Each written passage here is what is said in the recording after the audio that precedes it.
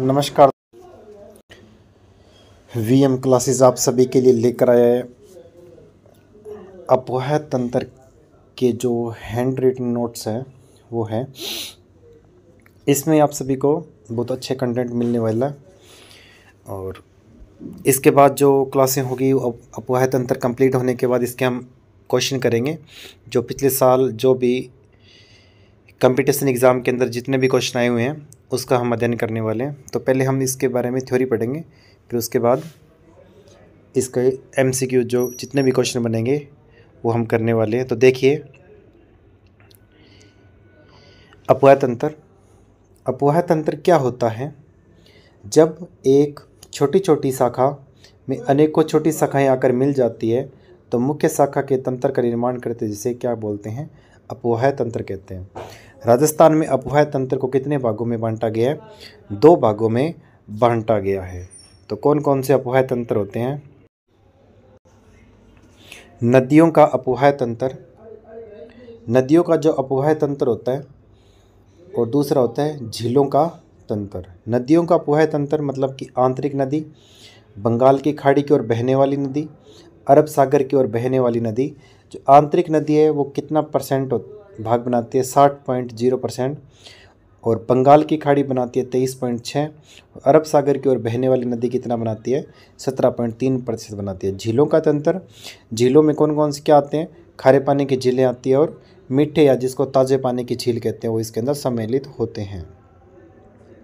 फिर नेक्स्ट देखिए, नेक्स्ट है आपके लिए सबसे पहले हम करने वाले हैं नदियों का अपोह तंत्र, जिसके अंदर पढ़ेंगे हम आंतरिक नदी अपोह तंत्र। अभी आपको पता है कि जो आंतरिक नदी अपोह तंत्र वो कितना परसेंट भाग बनाती है? तो 60% भाग किसका है? आंतरिक अपोह तंत्र का है। आंतरिक अपोह तंत्र के अंदर भाग पड़ने वाले घग्गर नदी का। घग्गर नदी आप सभी को पता है कि जो इसका घग्गर नदी का उद्गम कहाँ से होता है? कालका माता की पहाड़ी से, जो गाँव में शिवालिक हिमालय हिमाचल प्रदेश से इसका उद्गम होता है। तो घग्गर नदी की जो कुल लंबाई है वो कितनी? 465 किलोमीटर है। राजस्थान में लंबाई इसकी कितनी है? 100 किलोमीटर है। घग्गर नदी को और अन्य नामों से जाना जाता है, जैसे मृत नदी, नट नदी, सोतर नदी, दृष्टवंती नदी, सरस्वती नदी, हकरा नदी, इन नामों से जाना जाता है। यह नदी हिमाचल प्रदेश, पंजाब, हरियाणा तथा राजस्थान में भी बहती है। राजस्थान में आप सभी को पता है कि गंगानगर जिले से ये जो एंट्री करती हैं। इस नदी पर हरियाणा में ओटू झील स्थित है, जिस पर बनवाली सभ्यता का विकास हुआ है। यह नदी राजस्थान में तलवाड़ा गांव, टिब्बी, हनुमानगढ़ से प्रवेश करती है। यह नदी राजस्थान में हनुमानगढ़, गंगानगर, अनूपगढ़ जिले से बहती हुई पाकिस्तान में फोर्ट अब्बास के निकट समाप्त हो जाती है। तो पूछा जाए कि राजस्थान में कौन कौन से ज़िलों से गुजरती है, तो गंगानगर और हनुमानगढ़ ज़िले से ये गुजरती। अनूपगढ़ ज़िले को हटा दिया गया और पाकिस्तान में फोर्ट अब्बास के निकट ये समाप्त हो जाती है। तो हनुमानगढ़ का जो दूसरा नाम है वो क्या है? भटनेर। तब की बार फर्स्ट ग्रेड के अंदर क्वेश्चन भी आया था कि जो ये घग्गर नदी है वो कहाँ पर विलुप्त हो जाती है? तो कहाँ पर हो जाती है? ये भटनेर के अंदर, प्राय भटनेर तक ये विलुप्त हो जाती है। उसके बाद नेक्स्ट देखिए, ये जो घग्गर नदी है इसका जो प्रवाह है अत्यधिक बाढ़ आने और अत्यधिक बरसात के समय ये पाकिस्तान के फोर्ट तक चली जाती है। इस नदी के प्रवाही क्षेत्र में हनुमानगढ़ जिले में रंग महल, कालीबंगा, पीलीबंगा सभ्यता शहर का विकास हुआ है। इस नदी के प्रवाही क्षेत्र में राजस्थान को क्या बोलते हैं? राजस्थान में इस नदी को क्या बोलते हैं? नाली कहते हैं, जबकि पाकिस्तान में इसको क्या कहते हैं? हकरा कहते हैं। तो हकरा क्या है? एक नदी का नाम है जो घग्गर नदी का नाम है, जो पाकिस्तान के अंदर कहा जाता है।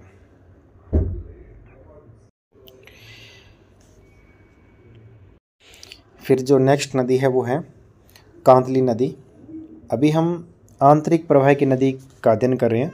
दूसरी नदी पढ़ रहे हैं हम, कांतली नदी। पहली नदी पढ़ी थी घग्गर नदी।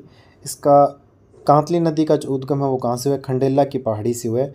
खंडेला की पहाड़ी कहाँ है? सीकर में। यह नदी सीकर, नीमका थाना, झुंझुनू जिले में बहती है। यह नदी झुंझुनू को कितने भागों में बांटती है? 2 बराबर भागों में बांटती है। कौन सी नदी? कांतली नदी। इसमें यह नदी मंडेला के निकट समाप्त हो जाती है। और मंडेला कहाँ पे है? झुंझुनू जिले के अंदर है। तो कांतली नदी कहाँ पर समाप्त हो जाती है? झुंझुनू जिले के अंदर, कहाँ पे? मंडेला के निकट यह नदी समाप्त हो जाती है। इस नदी के बेसिन में, कांतली नदी के बेसिन में 2 सभ्यता नगरों का विकास हुआ है जो कि निम्न है। गणेश्वर सभ्यता, गणेश्वर सभ्यता यह जिसको क्या बोलते हैं? ताम्र जननी सभ्यता भी कहते हैं। कौन सी नदी के किनारे है?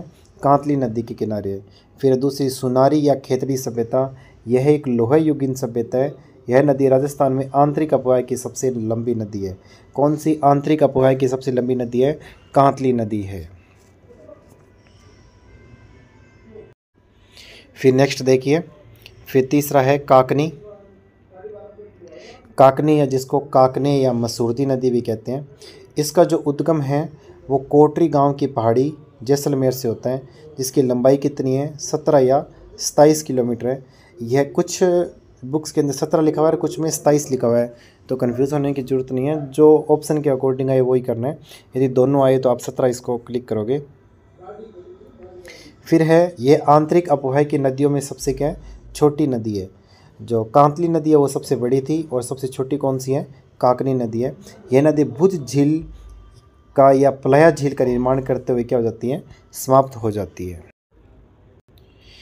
फिर नेक्स्ट है रूपारेल। यह रूपारेल जो नदी है उदयनाथ की पहाड़ी अलवर से इस नदी का उद्गम होता है। इस नदी को वराह या लसवारी कहा जाता है। इस नदी के तट पर अलवर जिले में नटनी का तिवारा स्थित है, जो अंग्रेज़ अधिकारियों ने 1926 से 1928 के मध्य बनवाया था। अंत में यह नदी डीग जिले के पहाड़ी गांव में जाकर क्या हो जाती है? विलुप्त हो जाती है। फिर है साबी नदी एवं सोता नदी। साबी नदी का जो उद्गम है वो कहाँ से होता है? सेवर की पहाड़ियों से होता है, जो कहाँ पे? जयपुर जिले के अंदर है।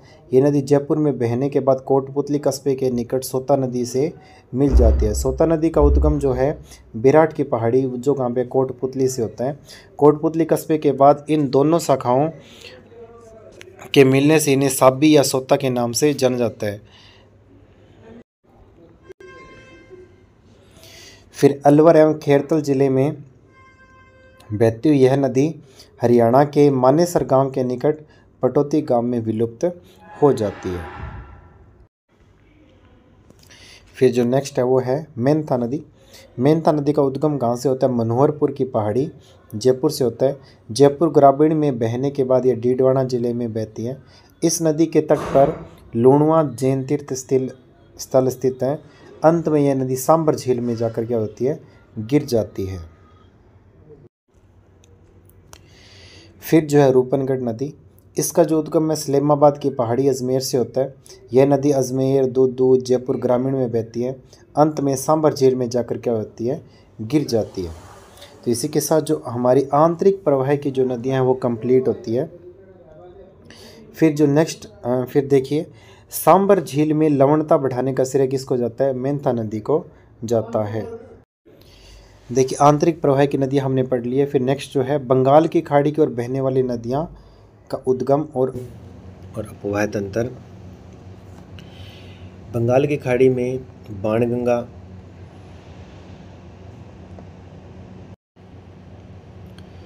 गंभीर, पार्वती और चंबल नदी आकर मिलती है। बाणगंगा, गंभीर, पार्वती और चंबल कौन सी है?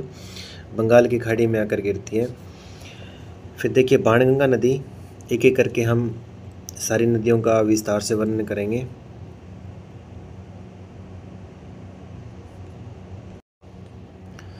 बाणगंगा नदी, इसका उद्गम विराट की पहाड़ी से हुआ है। विराट की पहाड़ी का है कोटपुतली के अंदर। यह नदी कोटपुतली, जयपुर, दौसा, भरतपुर जिले में बहती है। इस नदी का सबसे बड़ा अपवाह क्षेत्र कहाँ पे? भरतपुर के अंदर है। इस नदी को अर्जुन की गंगा, ताला नदी और रुंठी नदी भी कहा जाता है। तो बाणगंगा नदी के अन्य नाम है जो विशेष इंपॉर्टेंट है, वो ध्यान में रखेंगे सभी लोग। इस नदी के प्रवाही क्षेत्र में जमुआ रामगढ़ बांध स्थित है। तो बाणगंगा नदी के जो प्रवाही क्षेत्र में कौन सा बांध स्थित है? जमुआ रामगढ़ बांध स्थित है।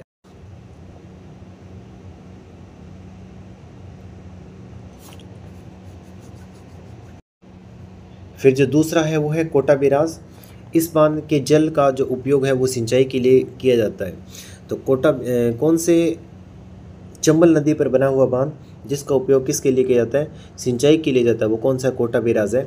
इसमें दो नहरें निकाली जाती हैं, एक तो बाईं नहर और एक दाहिनी नहर। बाईं तरफ से निकलने वाली बाईं नहर और दाईं तरफ से निकलने वाली दाहिनी नहर है। बाईं तरफ से जो निकलती है वो कौन से क्षेत्र को सिंचित करती है, इसमें कोटा बूंदी जिले में सिंचाई किया जाता है, कौन सी, बाईं तरफ से। और दाहिनी नहर से कोटा बारां मध्य प्रदेश में सिंचाई की जाती है। इस पर कुल 8 लिफ्ट नहर संचालित है। दाहिनी नहर जो है इससे कुल कितनी लिफ्ट नहरें संचालित है, 8 हैं। कोटा में कितनी हैं, 2 है, और बारां में कितनी है, 6 है। कोटा में कौन कौन सी लिफ्ट नहरें हैं, दिगोद है और जालीपुरा लिफ्ट नहर है। ये कौन सी नदी पे है, चंबल नदी पे। चंबल नदी पे कुल कितने बांध बने हुए हैं, 4 बांध बने हुए हैं। जो पहला पढ़ा था हमने गांधी सागर बांध, फिर दूसरा है कोटा बैराज। फिर देखिए इसमें कोटा बैराज के वो कहाँ पे है, कोटा के अंदर है।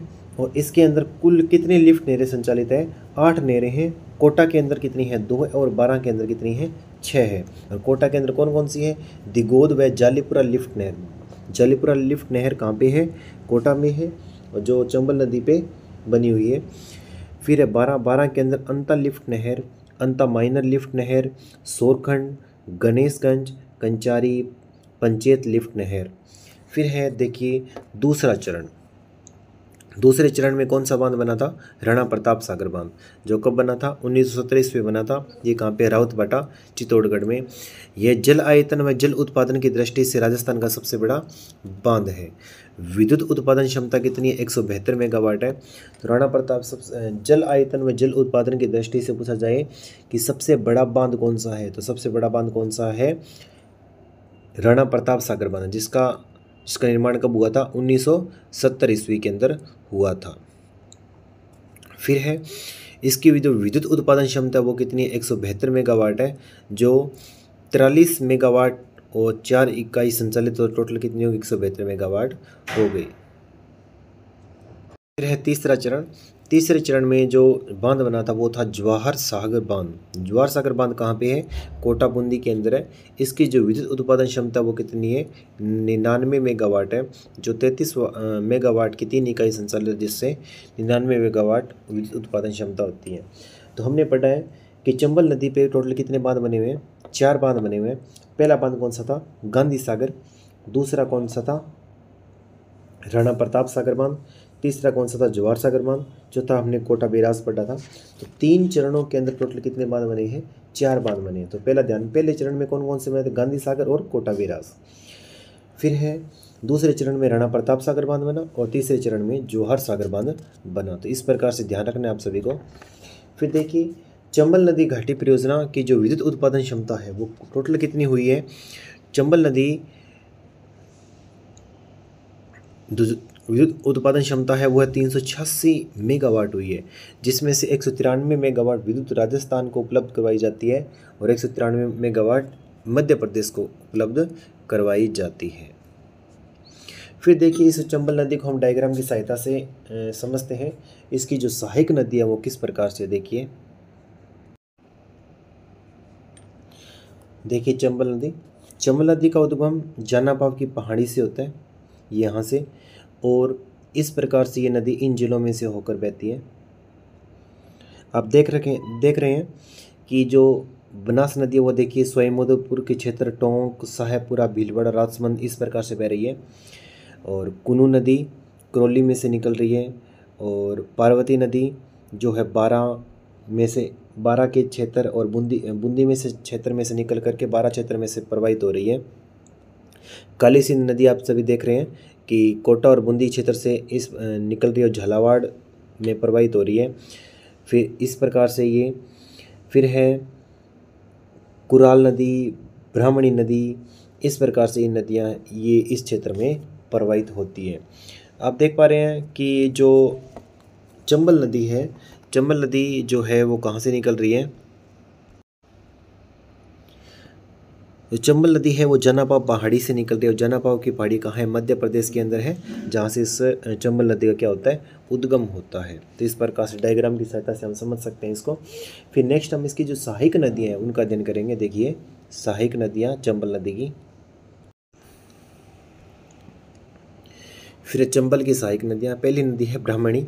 इसका जो उद्गम है वो कहाँ से होता है? हरिपुरा की पहाड़ी से होता है, जो कहाँ पे? चित्तौड़गढ़ में है। यह नदी चित्तौड़गढ़ जिले के भैंसरोडगढ़ के पठार पर बहती है। इस नदी पर भैंसरोडगढ़ के श्रीपुर दौलतगढ़ नामक स्थान पर एनीकट का निर्माण करके 89 किलोमीटर लंबी नहर बनाने का प्रस्ताव रखा है। फिर है, इस नहर को बनास नदी पर बने बिसलपुर बांध से जोड़ा जाएगा। ब्राह्मणी और बनास नदी जोड़ो अभियान में सम्मिलित किया गया है। ब्राह्मणी नदी चंबल नदी से रावत भाटा के निकट मिल जाती है। वहीं इसके मिलने के बाद चंबल नदी चूलिया जलप्रपात का निर्माण करवाती है। चूलिया जलप्रपात की जो ऊंचाई है वो कितनी है? 18 किलोमीटर, जो ब्राह्मणी नदी पे बना हुआ है। फिर देखिए नेक्स्ट जो नदी है मेज नदी। मेज नदी किसकी सहायक नदी है? चंबल नदी की सहायक नदी है, जिसका उद्गम कहाँ से होता है? मंडलगढ़ की पहाड़ी से होता है, जो कहाँ पे है? मंडलगढ़ की पहाड़ियाँ कहाँ पे है? भीलवाड़ा के अंदर। मेज किसकी सहायक नदी है? चंबल नदी की सहायक नदी है। यह नदी भीलवाड़ा और बूंदी जिले में बहती है। बूंदी और कोटा की सीमा पर जाकर भैंसखाना नामक स्थान पर जाकर मिल जाती है। कौन? चंबल नदी में। किस में मिल जाती है? चंबल नदी की। भैंसखाना कहाँ है? कोटा के अंदर है। फिर देखिए, फिर है नेक्स्ट कुराल नदी। कुराल नदी उपरमाल के पठार पर बहती है। यह नदी बूंदी जिले में चंबल नदी से मिल जाती है। तो आप सभी बताएंगे जो उपरमाल का पठार है वो कौन कौन से जिले में है? तो कुराल नदी उपरमाल के पठार पर बहती है। यह नदी बूंदी जिले में चंबल नदी में मिल जाती है। फिर नेक्स्ट देखिए चाकण नदी। चाकण नदी का जो उद्गम है वो राजमहल की पहाड़ी से होता है, टोंक से। और जिले कौन कौन से आते हैं? टोंक, बूंदी, स्वयं, मधुपुर, बूंदी आते हैं। अंत में लाखेरी से कुछ किलोमीटर आगे जाकर चंबल नदी से मिल जाती है। कौन सी नदी? चाकण नदी। चाकण नदी किसकी सहायक नदी है? चंबल नदी की है। फिर है नेक्स्ट बनास नदी। बनास नदी, इसकी जो उद्गम है खमनोर की पहाड़ी राजसमंद से होता है। यह नदी अंत में स्वयं माधोपुर जिले के खंडोर तहसील के रामेश्वर धाम में जाकर चंबल नदी से मिल जाती है। फिर दाहिनी ओर से जो मिलने वाली नदी है वो कौन कौन सी है? वो है काली सिंध नदी। काली सिंध नदी का जो उद्गम है वो कहाँ से होता है? बागली गांव की पहाड़ी, देवास कस्बा, मध्य प्रदेश से होता है। काली सिंध नदी किसकी सहायक नदी है? चंबल की। और इसका जो उद्गम है वो बागली गांव की पहाड़ी, देवास कस्बा, मध्य प्रदेश से होता है। राजस्थान में प्रवेश ये रायपुर झालावाड़ से होता है। यह नदी झालावाड़ व कोटा नदी में बहती है। कोटा में इस नदी पर नवनेरा बांध बनाया गया, जिससे ERCP परियोजना का विकास किया गया। जो ERCP जो परियोजना है वो कौन सी है? ईस्टर्न राजस्थान केनाल प्रोजेक्ट है।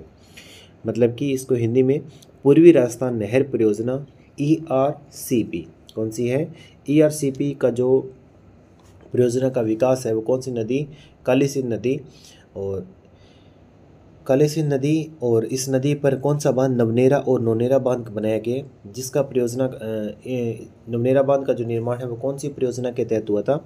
ERCP परियोजना के तहत हुआ। ERCP का पूरा नाम क्या है? ईस्टर्न राजस्थान केनाल प्रोजेक्ट है।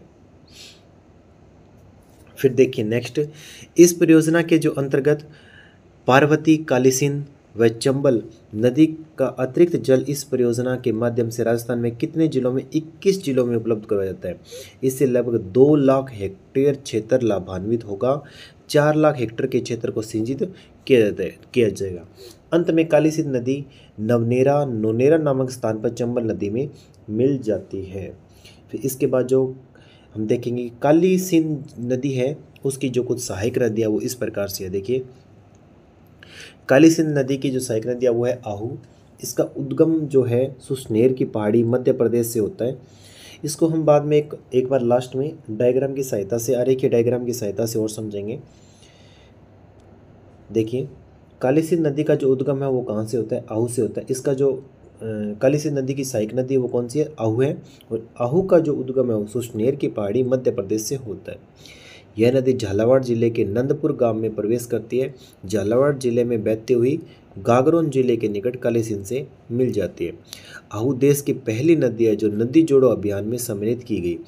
जो नदी जोड़ो अभियान के अंदर जो सम्मिलित की गई वो नदी कौन सी है? आहू नदी है। इस नदी का जो अतिरिक्त जल झालावाड़ जिले में बहने वाली चवली नदी में उपलब्ध करवाया जाता है। इन दोनों नदियों के मध्य 5 किलोमीटर लंबी नहर का विकास किया गया। नदी जोड़ो अभियान को देश में लागू करने वाला जो पहला राज्य है वो कौन सा है? राजस्थान बना है। फिर देखिए, फिर जो नेक्स्ट नदी है वो है उजाड़ नदी। उजाड़ नदी का जो उद्गम है वो विंध्यन की पहाड़ी मध्य प्रदेश से हुआ है। इस नदी पर झालावाड़ जिले में भीम सागर परियोजना का विकास किया गया। अंत में यह नदी काली सिंध नदी में मिल जाती है। फिर जो नेक्स्ट है वो देखिए कौन सी नदी है? परवन नदी है। परवन नदी का भी जो उद्गम है वो कहाँ से होता है? विंध्यन की पहाड़ी से होता है। और राजस्थान में प्रवेश कहाँ से करती है? मनोर थाना झालावाड़ से करती है। यह नदी झालावाड़ कोटा बारां जिले में बहती है। कोटा जिले के पलायत गांव में काली सिंध नदी से मिल जाती है। यह नदी बारां जिले में शेरगढ़ अभयारण्य में बहती है। तो बारां जिले में बहने वाली नदी कौन सी है? परवन नदी है। इसके तट पर एक किला भी स्थित है। वो किला कौन सा है? शेरगढ़ का किला स्थित है। अभयारण्य कौन सा है? शेरगढ़ अभयारण्य। और ये कौन से जिले में है? बारां जिले में। और किला कौन सा है? शेरगढ़ का किला। कौन सी नदी पे? परवन नदी में। और परवन नदी किसकी सहायक नदी है? चंबल नदी की सहायक नदी है। परवन है काली सिंध की, और काली सिंध किसकी है? चंबल नदी की है, जो कौन सी तरफ से बहती है? दाहिनी ओर से बहने वाली नदी है। इस नदी पर बारां जिले में परवन लिफ्ट परियोजना का विकास किया गया, जिससे राजस्थान के झालावाड़, बारां और कोटा जिले में टोटल कितने 637 गांव लाभान्वित होते हैं। परवन की सहायक नदी कौन सी है? नेवज और निमाज इसकी सहायक नदी है। फिर है पार्वती नदी। पार्वती नदी का जो उद्गम है वो कहाँ से होता है? सीहोर क्षेत्र की पहाड़ी से होता है। तो सीहोर क्षेत्र राजस्थान में प्रवेश छतरपुर गांव, करियाहट कस्बा, बारां से प्रवेश करती है। कौन सी नदी? पार्वती नदी। यह नदी 2 बार राजस्थान में व 2 बार मध्य प्रदेश में बहती है। यह नदी बारां, कोटा, सवाईमाधोपुर जिले में बहती है। सवाईमाधोपुर के पालिया गांव में चंबल नदी से मिल जाती है। फिर है सीफ। सीफ जो है श्योपुर की पहाड़ी मध्य प्रदेश से निकलती है। यह नदी सवाईमाधोपुर जिले में बहती हुई रामेश्वरम धाम, खंडार तहसील में त्रिवेणी संगम बनाती है। चंबल नदी से मिल जाती है। फिर है कुन्नू नदी। कुन्नू नदी का जो उद्गम है वो पाटई गांव की पहाड़ी से होता है। यह राजस्थान में केवल बारां जिले में बहती है। यह 22 से 26 किलोमीटर की लंबाई में बहती है और मध्य प्रदेश में बहती हुई करौली और सवाईमाधोपुर की सीमा पर मध्य प्रदेश की ओर चंबल नदी से मिल जाती है। कौन सी नदी? कुन्नू नदी। फिर बनास नदी से पहले हम जो बनास नदी का देखिए अब जो क्षेत्र है वो कौन कौन से है? खमनोर की पहाड़ी से इसका उद्गम होता है। फिर चित्तौड़गढ़, भीलवाड़ा, शाहपुरा, केकड़ी, टोंक, सवाईमाधोपुर, चंबल नदी में इस प्रकार से वो बहती है। इसकी जो कुल लंबाई है वो 480 किलोमीटर है। सर्वाधिक जल ग्रहण क्षमता कौन सी नदी की है? बनास की है। पूर्णतः बहने वाली नदी कौन सी है? बनास नदी। और ध्यान में रखना, पूर्णतः बहने वाली नदी कौन सी है? बनास नदी है। बनास नदी का जो उद्गम हो कहाँ से होता है? खमनोर की पहाड़ी राजसमंद से होता है। और इसके उपनाम क्या है? वृणाशा, वन की आशा, वासिष्ठी। इसे अध्यारोपित नदी भी कहा जाता है। फिर यह नदी राजसमंद, चित्तौड़गढ़, भीलवाड़ा, शाहपुरा, केकड़ी, टोंक, सवाईमाधोपुर जिले में बहती है। इस नदी पर जो बनास नदी है इस पर कुल कितने बांध बने हुए हैं? 5 बांध बने हुए हैं। वो है भागेरी का नाका। जो पहला बांध है वो कौन सा है? भागेरी का नाका। फिर नंद समंद, राजसमंद, इसे राजसमंद की जीवन रेखा बोलते हैं नंद समंद को। फिर मातरकुंडिया जो कहाँ पे? चित्तौड़गढ़ में। बिसलपुर जो केकड़ी व टोंक में। राजस्थान की सबसे बड़ी पेयजल परियोजना है बिसलपुर बांध की। फिर इसरदा, इसका विकास एशियाई विकास बैंक व जापान की सहायता से किया गया। इस पेयजल परियोजना में अजमेर, ब्यावर, नागौर, दुद्दू, जयपुर जिले सम्मिलित है। जल जीवन मिशन के अंतर्गत सिक्कर जिले की दाता रामगढ़ तहसील के कुछ गांवों को पीने के लिए जल उपलब्ध करवाया जाता है। इस परियोजना का निर्माण कार्य प्रारंभ 1987 में हुआ था। निर्माण कार्य पूर्ण कब हुआ था? 1999 ईस्वी में हुआ था। बांध की जो ऊंचाई है वो टोटल कितनी है? 39.5 मीटर है। जो इसरदा बांध परियोजना है वो कहाँ पे है? सवाईमाधोपुर के अंदर है। इस परियोजना से अलवर, दौसा, जयपुर को पेयजल आपूर्ति की जाती है। फिर देखिए नेक्स्ट, अंत में बनास नदी रामेश्वर धाम में जाकर चंबल नदी में मिल जाती है। सर्वाधिक जो जल ग्रहण क्षमता वाली नदी है वो कौन सी है? बनास है। और लूनी बनास से कितने परसेंट जल ग्रहण क्षमता होती है? 27.4। लूनी से कितनी होती है? 20.21। चंबल से होती है 17.18। माही से होती है 9.8। तो सर्वाधिक पूछा जाए कि कौन सी नदी प्रयोजन जो नदी है वो से जल ग्रहण क्षमता सबसे अधिक होती है, तो बनास नदी से होती है। फिर सेकंड नंबर पे लूनी है, फिर चंबल है, फिर माही है। अब हम पढ़ेंगे बनास की जो सहायक नदियाँ वो कौन कौन सी है, किस प्रकार से, वो देखिए डायग्राम की सहायता से पहले इसको समझने का प्रयास करते हैं। बनास नदी की जो देखिए सहायक नदी है वो है कोठारी है, बेड़च है, मेनाल है, खारी है, डाई है, मोरेल है, ये है। फिर देखिए मोरेल की जो सहायक नदियाँ हैं, मोरेल की सहायक नदी कौन सी है? कालीसिल है और ढूंढ है।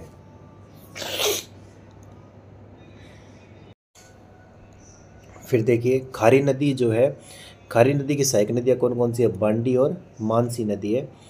फिर है कोठारी नदी, ये बनास नदी, बनास नदी से जो सहायक नदी है वो कौन सी है? कोठारी है। फिर है बेड़च, बेड़च किसकी सहायक नदी है? गंभीरी नदी की है।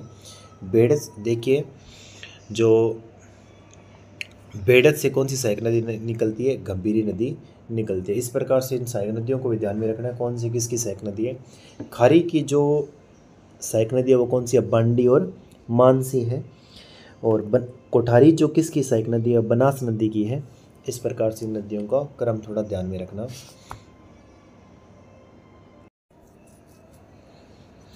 सबसे पहले हम पढ़ेंगे कोठारी नदी। कोठारी नदी का जो उद्गम है वो कहाँ से? दिवेर की पहाड़ी राजसमंद से हुआ है। यह नदी राजसमंद, भीलवाड़ा, शाहपुरा में बहती है। इस नदी पर भीलवाड़ा जिले में कौन सा बांध बना है? मेजा बांध बनाया गया है। इसको ग्रीन पार्क बांध भी कहते हैं। भीलवाड़ा की जीवन रेखा भी इसको कहते हैं, किसको? मेजा बांध को। यह नदी अंत में नंदराय गांव भीलवाड़ा व में बनास नदी में मिल जाती है। फिर है खारी नदी। खारी नदी का जो उद्गम है वो कहाँ से? बिजराल की पहाड़ी राजसमंद से होता है। यह नदी राजसमंद, भीलवाड़ा, ब्यावर, केकड़ी, टोंक जिलों में मिलती है। फिर देखिए नेक्स्ट, टोंक जिले के राजमहल नामक स्थान पर बनास नदी से मिल जाती है। इस नदी पर भीलवाड़ा में कौन सा बांध बनाया गया है? खारी बांध बनाया, जो कहाँ पे? खारी जगह पर है। खारी की सहायक जो मानसी नदी पर अंडवान बांध बनाया गया है। खारी की जो सहायक नदी कौन सी है? मानसी नदी है। इस पर कौन सा बांध बनाया गया? अंडवान बांध बनाया गया है। फिर है मानसी नदी केवल भीलवाड़ा जिले में बहती है। भीलवाड़ा जिले में बहने वाली एक ही नदी कौन सी है? मानसी नदी है। मानसी जो नदी है वो कौन से जिले में बहती है? सिर्फ और सिर्फ भीलवाड़ा जिले में बहती है। और खारी की सहायक नदी कौन सी है? बांडी है। फिर नेक्स्ट जो है डाई नदी। डाई नदी जो है वो जिसका उद्गम है वो कहाँ से होता है? नसीराबाद की पहाड़ी अजमेर से होता है। और यह नदी अजमेर, केकड़ी, टोंक जिले में बहती है। इस नदी पर केकड़ी जिले में लसाड़िया बांध स्थित है। सलुम्बर लसाड़िया का पठार, जो लसाड़िया का पठार वो कहाँ है? सलुम्बर में है। यह नदी टोंक के राजमहल नामक स्थान पर बनास नदी में मिल जाती है और त्रिवेणी संगम बनाती है। त्रिवेणी संगम किस किस का? खाई, बनास और डाई का त्रिवेणी संगम बनाती है। फिर है नेक्स्ट जो नदी है वो मोरेल नदी। इसका जो उद्गम है चैनपुरा की पहाड़ी बस्सी जयपुर ग्रामीण से होता है। यह नदी जयपुर ग्रामीण, दौसा, गंगापुर सिटी जिले में बहती है। इस नदी पर दौसा व गंगापुर जिले की सीमा पर मोरेल बांध बनाए गए। अंत में यह जो नदी है सवाईमाधोपुर जिले के हाडला गांव में बनास नदी से मिल जाती है। फिर मोरेल की जो सहायक नदी है वो कौन कौन सी है? एक तो ढूंढ है और कालीसिल। स्टार्टिंग में बताया था कि मोरेल की जो सहायक नदी है वो कौन सी है? ढूंढ और कालीसिल। इसको देखिए नेक्स्ट हम पढ़ने वाले हैं। मोरेल की जो सहायक नदी है वो कौन सी है? ढूंढ और कालीसिल है। जो काली सिंध, आपको बताना है कि एक तो काली सिल है और एक काली सिंध है। जो काली सिंध है वो किसकी सहायक नदी है, ये आपको बताना है। मोरेली की सहायक नदी तो कौन सी है? काली सिल है। तो फिर ढूंढ नदी, इसका जो उद्गम है वो कहाँ से होता है? अंचरोल की पहाड़ी जयपुर ग्रामीण से होता है। यह नदी जयपुर ग्रामीण व दौसा जिले में बहती है। तो जयपुर ग्रामीण और जयपुर शहर है उसको एक ही जिला है जयपुर। यह नदी ढूंढ जो नदी है वो जयपुर व दौसा जिले में बहती है। लालसोट कस्बे के निकट मोरेल नदी से मिल जाती है। फिर है नेक्स्ट जो कालीसील नदी है, कालीसील किसकी नदी है? सहायक नदी मोरेल की है। फिर देखिए नेक्स्ट, कालीसील नदी का जो उद्गम है वो कहाँ से होता है? विंध्यन की पहाड़ी से होता है। विंध्यन की पहाड़ी केला देवी करौली से। इस तट पर किसका मंदिर बना हुआ है? केला देवी का मंदिर बना हुआ है। यह नदी करौली, गंगापुर सिटी, सवाईमाधोपुर जिले में बहती हुई मोरेल नदी से मिल जाती है। फिर दाहिनी ओर से मिलने वाली जो नदी है वो कौन सी है? बेडस नदी है। बेडस नदी देखिए, इसका जो उद्गम है वो कहाँ से होता है? गोगुंदा की पहाड़ी उदयपुर से होता है। यह नदी उदयपुर, सलुम्बा, चित्तौड़गढ़ और भीलवाड़ा जिले में बहती है।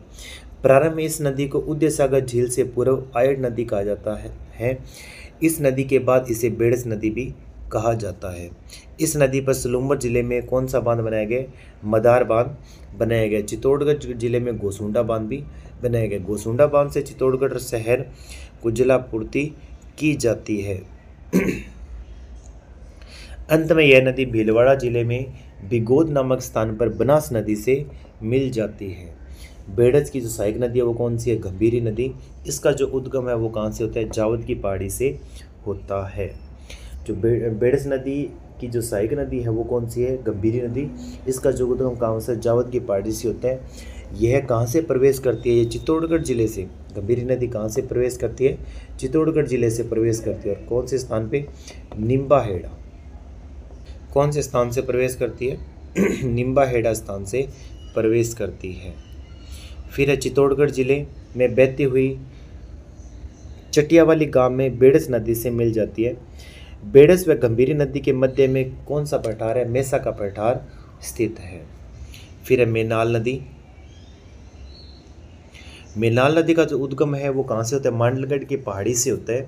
मांडलगढ़ की पहाड़ी का भीलवाड़ा में स्थित है। और यह नदी भीलवाड़ा जिले में बिजोलिया और बीजासन के पठार पर बहती है। इस पठार पर मेनाल जलप्रपात का निर्माण होता है।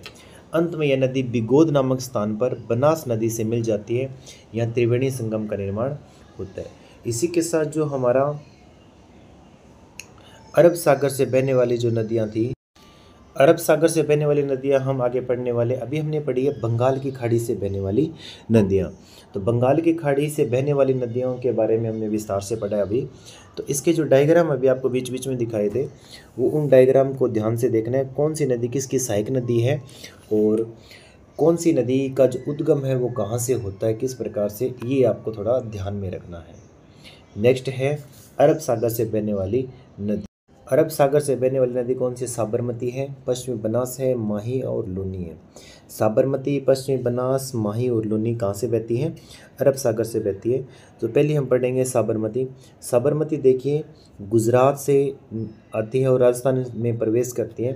राजस्थान में प्रवेश हाथमती, इसकी जो सहायक नदी वो है हाथमती है, कौसंबी है, वाकल है। वाकल की देखिए कुछ सहायक नदियाँ हैं। वाकल की सहायक नदियाँ कौन कौन सी हैं? मानसी किसकी सहायक नदी है? वाकल की है।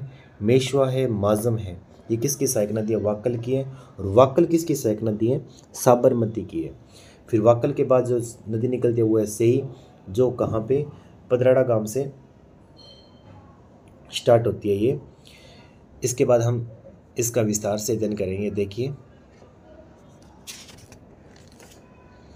साबरमती नदी, इसका जो उद्गम होता है वो कहाँ से होता है? पदराड़ा गांव से होता है।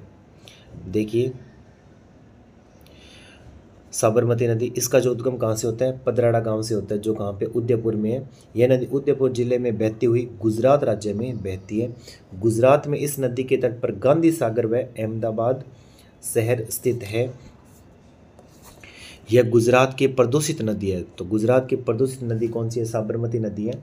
प्रारंभ में इसकी सहायक नदियाँ कौन सी थी? सेई थी, जो कहाँ से? राइट साइड से निकलती है। सिर्फ इसकी राइट साइड से निकलने वाली साबरमती की सहायक नदी कौन सी है? सेई नदी है। और लेफ्ट साइड से निकलने वाली नदी कौन सी है?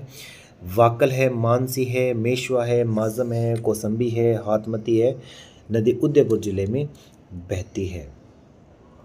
इसकी ट्रिक देखिए, जो दाईं तरफ से ये लेफ्ट साइड से जो बहने वाली नदी है, मामा को हाथमती। मामा, माँ से मतलब मानसी और माँ से मतलब क्या रहेगा? माँ से मतलब मानसी और माँ से मतलब क्या रहेगा? माजम रहेगा। मामा को से क्या रहेगा? कौसंबी रहेगा। हाथ से क्या रहेगा? हाथमती। में हाथ में वाक्कल, हाथ में क्या रहेगा, वाक्कल। इस प्रकार से मामा को हाथ में वाक्कल, इस प्रकार से याद करना है। माँ से मानसी, माँ से माजम, फिर है को से कोसंबी, हाथमती, फिर है वाक्कल। फिर है वेत्रक। वेत्रक एक ऐसी नदी है जो कौन सी डूंगरपुर की पहाड़ी से निकलकर गुजरात में जाकर साबरमती से मिल जाती है। अंत में यह नदी खंबात की खाड़ी में गिर जाती है। कौन सी नदी, साबरमती जो नदी है कौन सी, कहाँ पे गिर जाती है, खंबात की खाड़ी में गिर जाती है। राजस्थान में इसकी जो लंबाई है वो 45 से 48 किलोमीटर के लगभग है और देश में कुल लंबाई है 373 किलोमीटर। फिर है पश्चिमी बनास।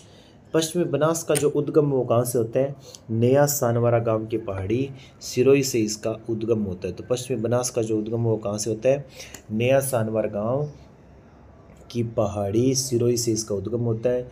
कुल लंबाई इसकी कितनी है, 266 किलोमीटर। राजस्थान में लंबाई कितनी है, 50 किलोमीटर है। इस नदी के तट पर गुजरात का प्रमुख शहर कौन सा है, डीसा नगर बसा हुआ है। अंत में यह नदी कच्छ की खाड़ी में जाकर गिर जाती है। फिर जो नेक्स्ट है वो है माही नदी। माही नदी का जो उद्गम है वो कहाँ से होता है, मेहर झील से होता है।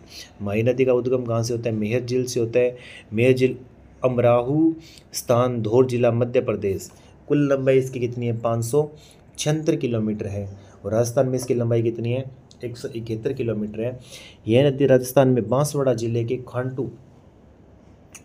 खांडू गांव में प्रवेश करती है और यह नदी बांसवाड़ा, प्रतापगढ़, डूंगरपुर क्षेत्र में बहती है।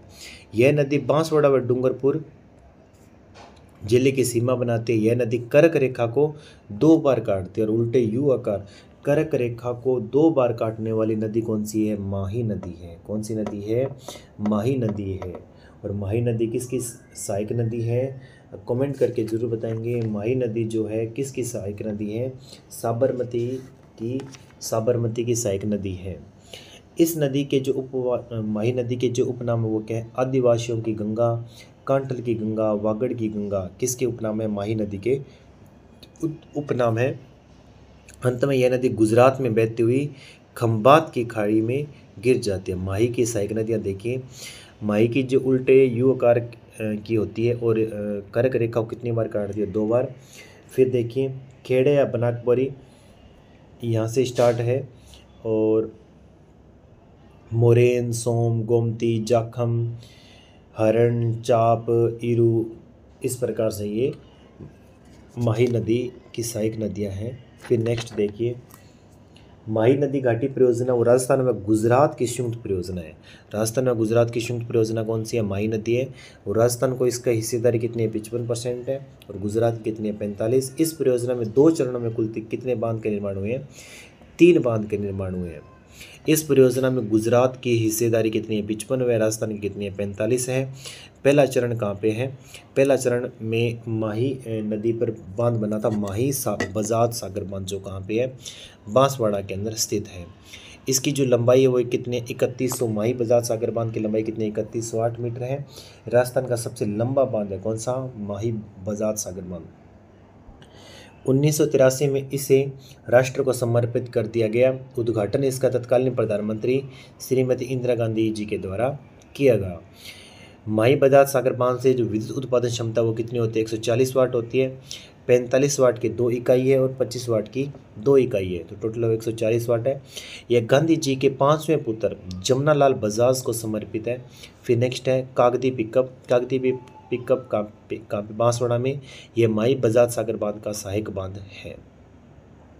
टोटल कितने बांध बने हुए हैं, 3 बांध है। एक तो माही बजाज सागर बांध, दूसरा है कागदी पिकअप और तीसरा है कडाणा बैराज, जो कहाँ पे गुजरात के अंदर है। तीसरा जो बांध है वो है कडाणा बैराज, जो सेकंड फेज के अंदर बना था, जो कहाँ पे गुजरात के अंदर है। और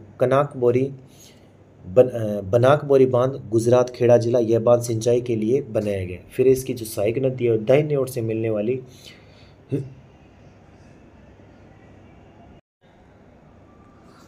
फिर ईरो नदी। ईरो नदी का जो उद्गम है प्रतापगढ़ की पहाड़ी से होता है। यह नदी प्रतापगढ़ और बांसवाड़ा जिले में बहती हुई माही नदी से मिल जाती है। फिर है सोम नदी। सोम नदी का जो उद्गम है वो बिच्छामेड़ा की पहाड़ी उदयपुर से होता है। यह नदी उदयपुर व सलूम्बर जिले में बहती है और डूंगरपुर जिले के नवाटापुरा गांव और बेणेश्वर धाम में माही नदी में मिल जाती है। यह नदी उदयपुर व सलूंबर में बावलबाड़ा के जंगलों में बहती है। इन्हीं जंगलों में इसमें गोमती नदी आकर मिल जाती है, जहां सोम कागर परियोजना का विकास किया गया है। और इसकी जो सहायक नदी है, सोम नदी की सहायक नदी वो कौन सी है? गोमती नदी। इसका जो उद्गम है सेवंतरी गांव की पहाड़ी राजसमंद से होता है। यह नदी राजसमंद, उदयपुर, सलूंबर जिले में बहती है। इस नदी में राजसमंद व जयसमंद झील स्थित है।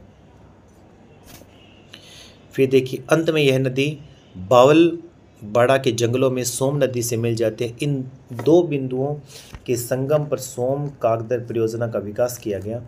फिर नेक्स्ट जो नदी है वो है जाखम नदी। जाखम नदी का जो उद्गम है वो कहाँ से होता है? भंवर माता की पहाड़ी से होता है। भंवर माता की पहाड़ी से किसका उद्गम होता है? जाखम नदी का उद्गम होता है। वो जो कहाँ पे है? प्रतापगढ़ में है। यह नदी प्रतापगढ़ जिले में सीता माता अभयारण्य में बहती है। इस नदी पर राजस्थान के सबसे ऊंचा बांध कौन सा बांध? जाखम बांध, जिसकी ऊंचाई कितनी है? 81 मीटर है। इसकी जो विद्युत उत्पादन क्षमता वो कितनी है? 5.50 मेगावाट है। यह प्रतापगढ़ जिले के अनूपपुरा गांव में बनाया गया। इसका जो सहायक बांध है वो कौन सा है? नागल पिकअप है, जो कहाँ पे? प्रतापगढ़ के अंदर है। अंत में यह नदी डूंगरपुर जिले के नवाटापुरा गांव में जाकर माही नदी से कुछ दूरी पूर्व सोम नदी में मिल जाता है। यहाँ त्रिवेणी संगम का निर्माण। प्रमुख जो त्रिवेणी संगम है वो देखिए कौन कौन से हैं।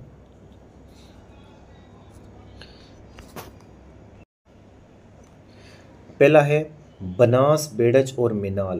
बनास, बेड़च और मेनाल का जो त्रिवेणी संगम है वो कहाँ पे है? बिगोद भीलवाड़ा के अंदर है। बनास, डाई और खारी का जो त्रिवेणी संगम वो कहाँ पे? राजमहल टोंक में है। बनास, चंबल, सीफ का जो त्रिवेणी संगम वो कहाँ पे? रामेश्वर धाम, खंडार तहसील, सवाई माधोपुर में है।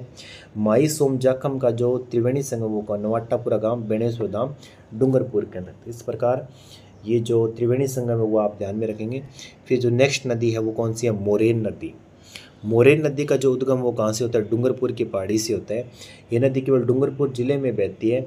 गलियाकोट कस्बे से पूर्व माही नदी में मिल जाती है। फिर है दाहिने ओर से बहने वाली नदी। दाहिने ओर से जो नदी बहती है वो कौन सी नदी है? चाप नदी है। चाप नदी का जो उद्गम है वो कहाँ से होता है? कालीजर कलिंजर की पहाड़ी बांसवाड़ा से होता है। यह नदी केवल बांसवाड़ा जिले में बहती है। माही बजाज सागर बांध से आगे जाकर माही नदी में मिल जाती है। फिर है अनास नदी। अनास नदी का जो उद्गम है अम्बेर गांव की पहाड़ी मध्य प्रदेश से होता है।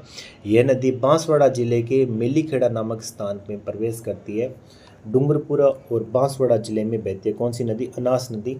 अंत में गलियाकोट नामक स्थान पर माही नदी से मिल जाती है। दाऊदा बोहरा संप्रदाय की पीठ है। गलियाकोट में कौन से संप्रदाय की पीठ है? दाऊदा बोहरा संप्रदाय की। तो ध्यान में रखना है गलियाकोट में कौन से संप्रदाय के? दाऊदा बोहरा संप्रदाय की पीठ है। यह रमकड़ा उद्योग के लिए प्रसिद्ध है। रमकड़ा उद्योग किसके लिए? घिया पत्थर पर बने छोटे खिलौने और मूर्तियां रमकड़ा कहलाते हैं। फिर इसकी जो अनास नदी की सहायक नदी है वो कौन सी है? हरन नदी। हरन नदी किसकी सहायक नदी है? अनास नदी की। यह नदी बांसवाड़ा की पहाड़ी से निकलकर डूंगरपुर में जाकर अनास नदी में जाकर मिल जाती है। फिर है नेक्स्ट नदी। फिर देखिए लूनी नदी का जो अपवाह तंत्र, नेक्स्ट नदी कौन सी है? लूनी नदी। इसका जो अपवाह है क्षेत्र है वो कौन कौन सा है? लूनी नदी जो है अजमेर नागपाड़ी से इसका उद्गम होता है। नागौर, ब्यावर, पाली, जोधपुर, बालोतरा, जालोर और सांचौर इस प्रकार से ये बहती है। और जो प्रदूषित नदी है लूनी नदी, कौन सी नदी है? प्रदूषित नदी। इसकी जो कुल लंबाई है वो कितनी है? 495 किलोमीटर है। राजस्थान में इसकी लंबाई कितनी है? 330 है। इसका उद्गम कहाँ से? नागपाड़ी, अजमेर से होता है। जो लूनी नदी के जो उपनाम वो कौन सी है? सागरमती, आधी मीठी व आधी खारी। फिर है लवणवती। इसको क्या बोलते हैं? लवणवती बोलते हैं। फिर है ये इस नदी में कुल 2 बांध बने हुए हैं। इस नदी पर कुल कितने बांध बने हैं? 2 बांध बने हुए हैं। जो पिचियाक या जसवंत सागर बांध जोधपुर के अंदर और नाकोड़ा बांध बालोतरा के अंदर है। तो आप अभी डायग्राम के अंदर अभी आपने देखा था कि जो एक तो बना है जोधपुर के अंदर कौन सा बांध है? पिचियाक या जसवंत सागर बांध बना हुआ है। और बालोतरा और जालोर के मध्य कौन सा है? नाकोड़ा बांध बना हुआ है। तो इसके बाद देखिए इस नदी का जो जल है बालोतरा तक क्या है, मीठा है। बालोतरा से पहले तो क्या है, मीठा है, और बालोतरा के बाद क्या हो जाता है, खारा हो जाता है। इसलिए इस नदी को मीठा और खारी नदी भी बोलते हैं। और बालोतरा से पहले इसका जल कैसा है, मीठा, और बालोतरा के बाद इसका जल कैसा हो जाता है, खारा हो जाता है। फिर है ये राजस्थान की एक प्रदूषित नदी है रंगाई छपाई उद्योग के कारण। रंगाई छपाई उद्योग का सर्वाधिक विकास इस नदी के तट पर, इसलिए यह एक नदी क्या है, प्रदूषित नदी है। अंत में यह नदी कच्छ के रन में जाकर गिर जाती है। फिर देखिए कच्छ के रन के अंदर लूनी नदी किस प्रकार की सहायक नदी बनाती है, और लूनी नदी की कौन कौन सी सहायक नदियाँ हैं देखते हैं। दाहिने ओर से कौन सी नदी बहती है और बाईं तरफ से कौन सी नदी बहती है। देखिए जो लूनी नदी जो कच्छ के रन में जाकर गिर जाती है, नाग पहाड़ी अजमेर से इसका जो उद्गम होता है, तो दाईं तरफ से दाहिने ओर से जो नदी निकलती है वो कौन सी, जोजड़ी है, और बाईं तरफ से निकलने वाली सरस्वती नदी है, गुइया है, बांडी है, सुकड़ी फर्स्ट है, मीठड़ी है, सुकड़ी सेकंड की जो सहायक नदी है वो कौन सी है, जवाई, और खारी है फिर है सागी। तो दाईं तरफ से दाहिनी ओर से निकलने वाली लूनी की जो सहायक नदी है वो सिर्फ एक ही है, वो कौन सी है, जोजड़ी है। और जोजड़ी का जो उद्गम वो कहाँ से होता है, पोंडलू गांव की पहाड़ी डीडवाना नागौर से इसका उद्गम होता है, जो कौन सी है, जोजड़ी नदी है, जो राइट साइड से दाहिनी ओर से निकलने वाली एक ही सहायक नदी है। इसका जो हम अध्ययन करने वाले आगे देखिए जोजड़ी नदी, इसका जो उद्गम है पोंडलू गांव की पहाड़ी डीडवाना नागौर से होता है। यह नदी नागौर जिले में बहती है। इस नदी के बेसिन में नागौर में पान मेथी की कृषि की जाती है। पान मेथी के लिए प्रसिद्ध गांव जो कौन सा है, ताऊसर नागौर है। इसी के बेसिन में वरुण गांव नागौर प्रसिद्ध है, जो किसके लिए प्रसिद्ध है, बकरी के लिए प्रसिद्ध है। अंत में यह नदी जोधपुर जिले के ददिया गांव में जाकर लूनी नदी में मिल जाती है। फिर बाईं ओर से निकलने वाली नदी, कौन सी, सरस्वती नदी है। सरस्वती नदी का उद्गम जो कहाँ से होता है, पुष्कर की पहाड़ी अजमेर से इसका उद्गम होता है। यह नदी अजमेर जिले में बहती हुई गोविंदगढ़ कस्बे के निकट सागरमती नदी में मिल जाती है। इसके मिलने पर सागरमती नदी का जो नाम है वो क्या रखा गया है, लूनी हो जाता है। फिर जो नेक्स्ट है वो बांडी नदी। बांडी नदी का जो उद्गम है वो कहाँ से होता है, हेमावास के पहाड़ी पाली से इसका जो उद्गम होता है। इस नदी पर पाली जिले में हेमावास बांध स्थित है। इसी के तट पर पाली शहर स्थित है। अंत में यह नदी लाखर गांव में लूनी नदी से मिल जाती है। बांडी नदी, इसका जो उद्गम वो कहाँ से होता है, हेमावास के पहाड़ी पाली से होता है।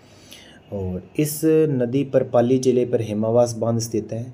इसी के तट पर कौन सा शहर है, पाली शहर स्थित है। अंत में यह नदी लाखर गांव में लूनी नदी में मिल जाती है। यह लूनी की सहायक नदी में सबसे प्रदूषित नदी है। इसे केमिकल रिवर भी कहते हैं। तो केमिकल रिवर कौन सी नदी को बोलते हैं, बांडी नदी को बोलते हैं। बांडी नदी किसकी सहायक नदी है, लूनी नदी की सहायक नदी है। तो बांडी जो है, बांडी नदी की सहायक नदी कौन सी है, गुहिया नदी है। गुहिया नदी का जो उद्गम वो कहाँ से होता है, खारिया नदी के पहाड़ी पाली से होता है। केवल पाली जिले में बहती है और सोजत रोड के निकट बांडी से मिल जाती। तो आपको पता है सोजत रोड किसके लिए प्रसिद्ध है, सुकड़ी फर्स्ट नदी है। इसका जो उद्गम है अरावली की पहाड़ी पाली से होता है, और यह पाली जिले में बहने के बाद जालोर जिले में बहती है। इस नदी के तट पर स्वर्णगिरी दुर्ग स्थित है। इस नदी पर बांकली बांध स्थित है, जो कहाँ पे है, जालोर के अंदर है। अंत में यह नदी समदड़ी नामक स्थान पर लूनी से मिल जाती है। फिर देखिए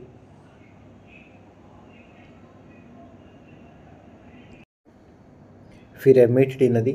मीठड़ी नदी का जो उद्गम है वो कहाँ से होता है, अरावली की पहाड़ी पाली से होता है। जालोर पाली जिले में बहती हुई मंगला नामक स्थान से निकट लूनी में मिल जाती है। जो मंगला नामक स्थान पे वो कहाँ पे, बालोतरा के अंदर है। फिर नेक्स्ट जो है वो है जवाई नदी। जवाई नदी आप देख पा रहे हैं कि जवाई नदी किसकी सहायक नदी, लूनी नदी की है। और लूनी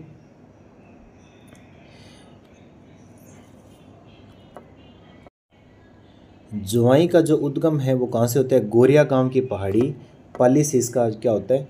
उद्गम होता है। गोरिया गांव की पहाड़ी से इसका जो उद्गम होता है, फिर वो एरनपुरा और सुमेरपुर जो कहाँ पे पाली के अंदर, इसके मध्य कौन सा बांध बना है? ज्वाई बांध बना हुआ है।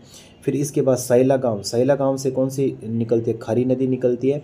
फिर ये सुकड़ी सेकंड और जो बूढ़ा नामक स्थान पे ये मिल जाती है ज्वाई नदी। फिर देखिए इसके आगे, यह नदी पाली जालौर जिले में बहती हुई बालोतरा के निकट बूढ़ा नामक स्थान लुन्नी से मिल जाते हैं। इस नदी पर पाली जिले में 2 कस्बे सुमेरपुर व एरनपुर स्थित है। सुमेरपुर व एरनपुर कस्बे स्थित है। इन दोनों के मध्य ज्वाई बांध स्थित है। इसे मारवाड़ का अमृत सरोवर कहते हैं। इस बांध की जो जलापूर्ति है वो कौन से परियोजना से होती है? सई परियोजना से इसकी जलापूर्ति होती है। यह परियोजना सई नदी पर उदयपुर जिले में बनाई गई है। तो सही है, साबरमती किसकी सहायक नदी है? सही जो है साबरमती की सहायक नदी है। ज्वाई नदी में जालौर जिले के साइला गांव, ज्वाई नदी से जालौर जिले के साइला गांव में खारी नदी मिल जाती है। वहीं से इसे सुकड़ी सेकंड के नाम से जाना जाता है। फिर है खारी नदी। खारी नदी का जो उद्गम है वो खारी नदी शेरगढ़ गांव की पहाड़ी सिरोही से होता है। यह नदी सिरोही व जालौर जिले में बहती है। जालौर जिले के साइला गांव में जाकर ज्वाई नदी में जाकर गिर जाती है। फिर नेक्स्ट जो नदी है वो है सागी नदी। सागी नदी का जो उद्गम वो कहाँ से होता है? जसवंतपुरा की पहाड़ी जालौर से होता है। यह नदी जालौर व सांचौर जिले में बहती है। सांचौर जिले में अर्ध दलदलीय भाग का निर्माण करते हैं जिसे नेहड़ क्षेत्र कहते हैं। अंत में यह नदी बाड़मेर जिले के गांधव गांव में जाकर लूनी नदी में जाकर मिल जाती है। इस नदी का जो जल है वो नेहड़ क्षेत्र के बाद खारा हो जाता है। लूनी नदी में जो जल है बालोतरा में ज्वाई नदी के मिलने के बाद क्या हो जाता है? खारा हो जाता है। इसी के साथ जो हमारा जो अपवाह तंत्र का जो टॉपिक है वो कंप्लीट होता है। इसके बाद जो नेक्स्ट क्लास में हम इस अपवाह तंत्र के जितने भी क्वेश्चन पिछले एग्ज़ाम में जो भी क्वेश्चन आए हुए हैं उन सभी का हम अध्ययन करने वाले हैं। तो जिसने भी इस चैनल को सब्सक्राइब नहीं किया वो सब्सक्राइब करें, लाइक करें और शेयर करें।